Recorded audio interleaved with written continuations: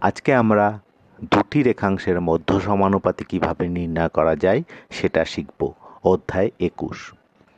এই মধ্য সমানুপাতি অঙ্কন করতে গিয়ে আমাদের তিনটে ধারণার প্রয়োজন। 1. কিভাবে সরলরেখার সমদ্বিখণ্ডক অঙ্কন করতে হয়।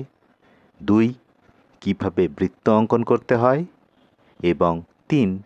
কিভাবে কোনো সরলরেখার ওপর লম্ব অঙ্কন করতে হয়। আমরা একটা অঙ্ক নিয়ে শুরু করব। 5 সেন্টিমিটার ও 2.8 সেন্টিমিটার রেখাংশের মধ্য সমানুপাতি অঙ্কন করো। এই দুটি রেখাংশের মধ্য সমানুপাতি নির্ণয় করার পদ্ধতিটা এখন আমরা দেখে নেব।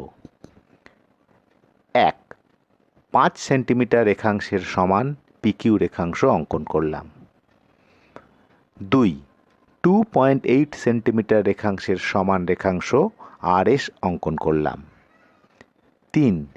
এবার যে কোনো দৈর্ঘ্যের সমান রেখাংশ এএক্স অঙ্কন করলাম। 4. এএক্স থেকে পিকিউ রেখাংশের সমান এবি অংশ কেটে নিলাম। 5. বিএক্স থেকে আরএক্স রেখাংশের সমান বিসি অংশ কেটে নিলাম। 6. এসি রেখাংশকে ও বিন্দুতে সমদ্বিখণ্ডিত করলাম।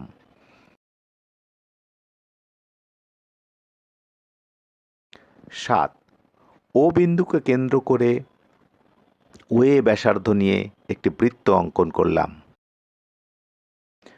বি বিন্দুতে এসি এর ওপর লম্ব অঙ্কন করলাম,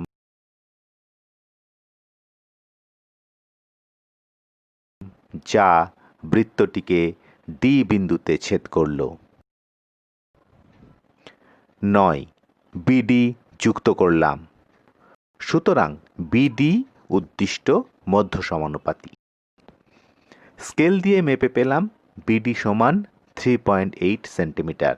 সুতরাং 5 সেন্টিমিটার ও 2.8 সেন্টিমিটারের মধ্য সমানুপাতি 3.8 সেন্টিমিটার।